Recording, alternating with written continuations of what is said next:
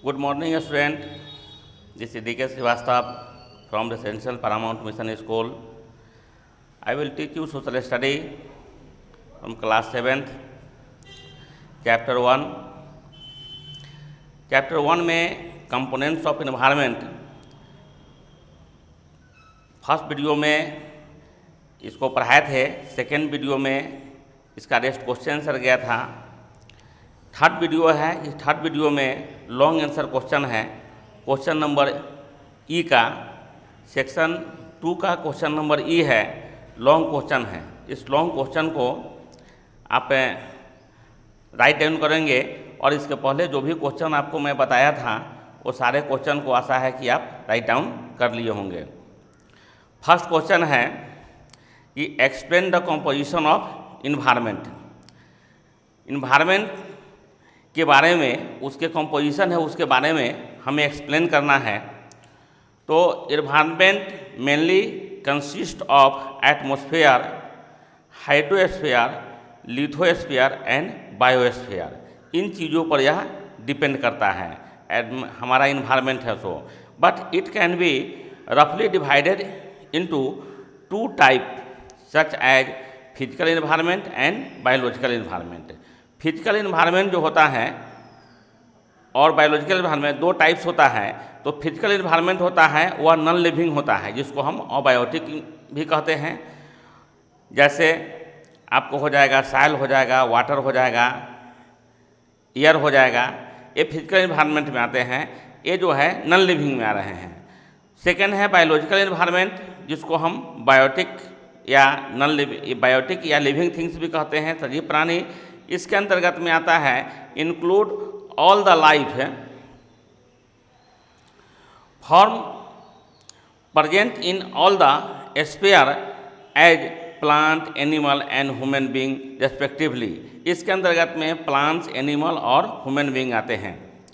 Both are interactive with each other, वह एक दूसरे के बिना नहीं रह सकते हैं, एक दूसरे के पूरक है। एक के बिना दूसरा का काम अधूरा होता है, इसलिए इसको इंटरेक्टिव कहा जाता है। Biotic component as plant and animal are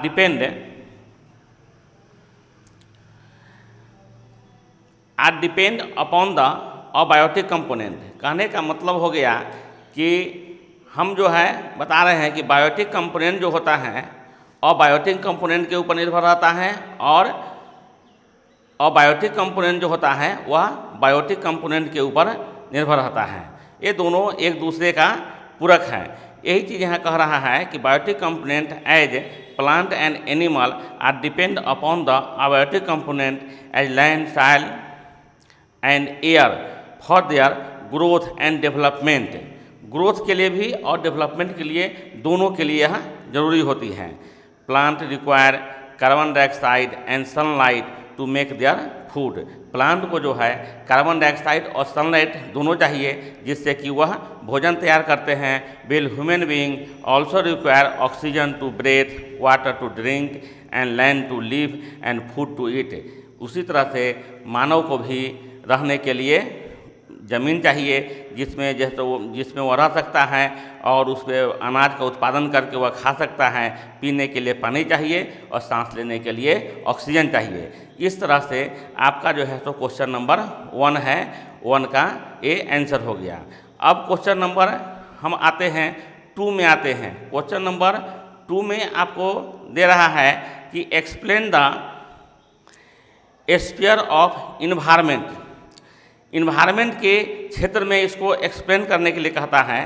तो आपको इसके बारे में मैं बता दूं कि explain can be divided mainly 4 part. Environment जो है उसको 4 पार्ट में डिवाइड किया गया है। Lithosphere, hydrosphere, atmosphere and biosphere. ये 4 पार्ट में डिवाइड किया गया है। चारों पार्ट को आप डिटेल्स में इसके बारे में जो है डिस्क्राइब करना है। पहला है लिथोस्फीयर, जिसको हम लैंड पार्ट बोलते हैं। लिथोस्फीयर को या लैंड पार्ट होता है। The lithosphere is the hard top layer convert by a thin layer of soil. It is an irregular surface with various landform as mountain, plateau, plain and valley. ये सब के सब जो है हमको लिथोस्फीयर पार्ट में आपको इस तरह का जो है सो है कि यह जो है आपको हार्ड टॉप लेयर होता है, जिसके ऊपर पहाड़ भी होता है, पठार भी होता है, मैदान भी होता है, ये इसके साथ साथ घने जंगल भी होते हैं, ये सब के सब इसमें पाए जाते हैं। इसके साथ साथ यह कह रहा है कि it provide us forest, grass land, land for agriculture, human settlement and minerals for industries. कहने का मतलब कि यही लिथोस्फीयर पार्ट है जो हम लोग को जंगल भी देती है, पशुओं को चरने के लिए ग्रासलैंड चारा भी देती है, उसके बाद कृषि के लिए खेती करने के लिए हमें वह ज़मीन भी देती है, और उसी के ऊपर ह्यूमन जो है मानव सेटलमेंट करते हैं, यानी अपना घर बना कर रहते हैं और इंडस्ट्रीज लगाते हैं। उस इंडस्ट्रीज के लिए हमें आपको मिनरल्स भी, खनिज लवण पदार्थ भी मिलता है। ये आपका जो है सो हो गया लिथोस्फीयर का हो गया। अब आपको दूसरा आपको हम बता रहे हैं, दूसरा पार्ट हाइड्रोस्फीयर। हाइड्रोस्फीयर पार्ट जो है वो हाइड्रोस्फीयर पार्ट में दे रहा है, यह वाटर पार्ट होता है हाइड्रोस्फीयर में। तो वाटर पार्ट्स जो होता है, इस वाटर पार्ट में दे रहा है कि hydrosphere refer to all the water body as ocean, sea, river, lake etc on the earth surface. मतलब पृथ्वी की सतह पर ये आपका ओशियन, महासागर, सी, समुद्र, रिवर, नदी, लेक, झील, ये सब के सब जो है सो पृथ्वी सतह पर पाया जाता है। Water is found in 3 state. Water जो है उसको 3 पार्ट में उसको डिवाइड किया गया है, बांटा गया है, solid, liquid and gas. Solid, liquid, gas 3 part में डिवाइड किया गया है। इसके पहले भी मैं आपको बता चुका हूँ कि जब वह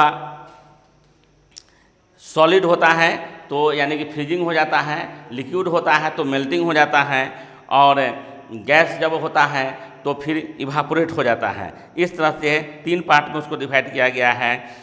अर्थ is covered with 71% of water. पृथ्वी पर जो है 71% पानी से भरा हुआ भूभाग है। Water is in an continue motion. यह इन द अर्थ, यह कंटिन्यू जो है सो यह मोशन करते रहता है, गति करते रहता है। Water get evaporate into the atmosphere. यह जब वाष्पीकरण होकर के वह एटमॉस्फेयर में जाता है, फिर कंडेंसेशन टेक प्लेस, और उस जगह पर वह कंडेंसेशन हो जाता है, यानी कि जब ठंडा हो जाता है तो ठंडा होने के बाद वह बादल में कन्वर्ट हो जाता है। And then in the form of rain drop waterfall on the lithosphere. और उसके बाद जो है जब वह बादल में कन्वर्ट होकर ठंडा हो जाता है, यानी कि भारी जब वह जल की बूंदें हो जाती हैं, तो पुनः फिर वह जो है तो पृथ्वी पर आकर के वह जल का बरसात करती है। तो इस तरह से आपको हाइड्रोस्फीयर पार्ट हो गया। थर्ड जो है आपको मैं बताने जा रहा हूँ, यह आपको एटमॉस्फेयर है। एटमॉस्फेयर पार्ट है। एटमॉस्फेयर पार्ट में कहा जाता है कि यह एयर पार्ट हो गया। Atmosphere is the layer of air that surrounds our earth. मतलब लेयर ऑफ एयर मतलब हवा की यहाँ परत है एटमॉस्फेयर में, यह पृथ्वी पर। This air is the mixture of gas. ये हवा जो होता है वह विभिन्न गैसों का मिश्रण होता है। नाइट्रोजन जो है 76% है, ऑक्सीजन है 21% है, कार्बन डाइऑक्साइड 0.6% है, एंड इसके अलावा जो भी गैस अदर गैस जो है तो उसके बाद जो परसेंटेज बचता है उसमें पाया जाता है। This layer is thicker closer to the land surface. जब जो है सो लैंड सरफेस पर पृथ्वी की सतह पर रहते हैं तो यह जो है सो काफ़ी मोटा होता है, यानी कि हवा की परत अच्छा मिलती है। और जैसे जैसे यह जो है सो हायर लेवल में जाते हैं तो वह वैसे वैसे हवा जो है तो धीरे धीरे कमते जाता है, यानी कि पतला होते जाती है। और एक समय ऐसा आता है कि सबसे ऊपर जाने का तो वहाँ बिल्कुल ही हवा नहीं मिलती है। There are 5 main layers in the atmosphere. पृथ्वी पर जो है 5 प्रकार के लेयर बताया गया है।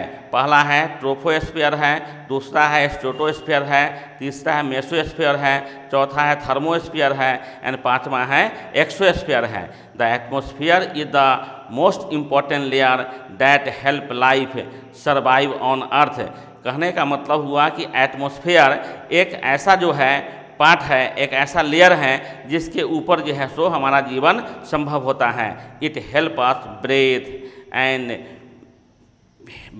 And protect us from the harmful ultraviolet ray of the सन।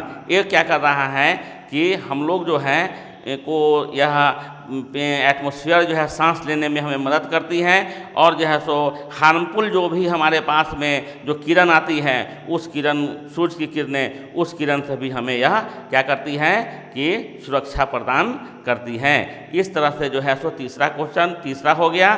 चौथा पार्ट में आता है biosphere. Biosphere is a very small part of earth where land, water and air intact with each other to sustains life. कहने का मतलब हो गया कि ये जो है बायोस्फीयर एक ऐसा जो है सो पार्ट है, वेरी स्मॉल पार्ट, छोटा सा पार्ट है पृथ्वी पर, जिसके ऊपर जो है सो लैंड भी है, वाटर भी है और एयर भी है। वह तीनों के तीनों जो है सो उसमें पाया जाता है, जिसके कारण जो है हमारा जीवन जीना संभव होता है। All living organism found on the अर्थ, और जितने भी सभी जीवाणु होते हैं वह सब के सब पृथ्वी पर पाया जाता है। Are the part of biosphere, ऐसा बायोस्फीयर का पार्ट है।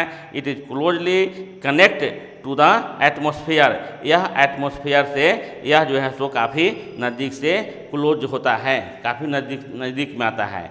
अब थर्ड क्वेश्चन आ गया आपके पास में, तीसरा नंबर क्वेश्चन है। यह तीसरा नंबर क्वेश्चन को आपको मैं एक्सप्लेन करके बता रहा हूँ। थर्ड क्वेश्चन में है what do you understand by human environment. Human environment के बारे में आप क्या जानते हैं? Human being are an important part of the biosphere. Biosphere का सबसे महत्वपूर्ण भाग जो है आपको ह्यूमन बीइंग है।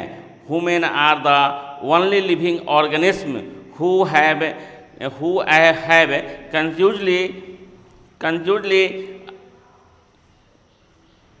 फिर से एक बार फिर से रिपीट करते हैं। Human being are an important part of the biosphere. Biosphere का एक ही बहुत ही महत्वपूर्ण पार्ट जो है तो ह्यूमन बीइंग है। Human are the only living organism. Human being एक ऐसा सजीव जीवाणु है, सजीव प्राणी है, who have consciously alter the environment to suit their needs. जो इन्वायरमेंट में उसकी जो ज़रूरत की चीज़ें होती हैं वो सब के सब जो है तो उसमें प्राप्त होती हैं। Human being lived in the natural environment.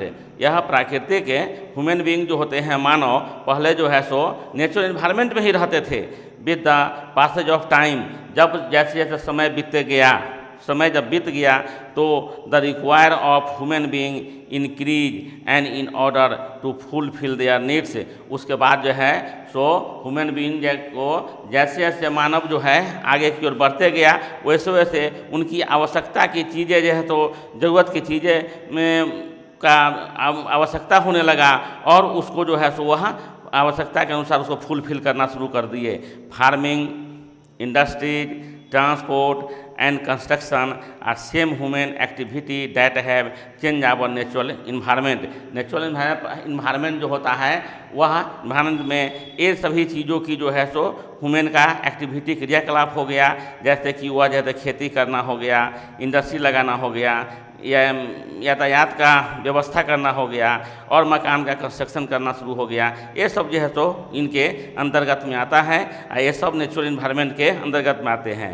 This has resulted in the description of the ecological balance. इसको हम जो है सो इकोलॉजिकल बैलेंस के नाम से जाने जाते हैं। इस तरह से हमारा जो है चैप्टर 1 जो है कंपोनेंट ऑफ इन्वायरमेंट, ये चैप्टर जो है तो सभी के सभी टोटल क्वेश्चन आंसर कंप्लीट हो गए। इस तरह से आप जो है तो सभी क्वेश्चन को सही तरीके से राइट डाउन कर लेंगे और उसको फेयर कॉपी में नोट कर लेंगे, और उसमें जो ऑब्जेक्टिव क्वेश्चन दिया हुआ है, फिल इन द ब्लैंक्स है, ट्रू फॉल्स है, ये सब के सब जो क्वेश्चन हैं, इस क्वेश्चन को आप सेल्फ जो है तो उसको सॉल्व करेंगे, और इसके बाद फिर जो है सो हम ये फेयर कॉपी कंप्लीट कर लेंगे। उसके बाद फिर जो है तो हम चेक के लिए हम कॉल करेंगे। Thank you. इसके लिए आपको इसे वीडियो अच्छा लगा होगा, और अगले वीडियो को भी इसके साथ जो है जोड़ करके और सारे के सारे क्वेश्चन कंप्लीट कर लेंगे। धन्यवाद।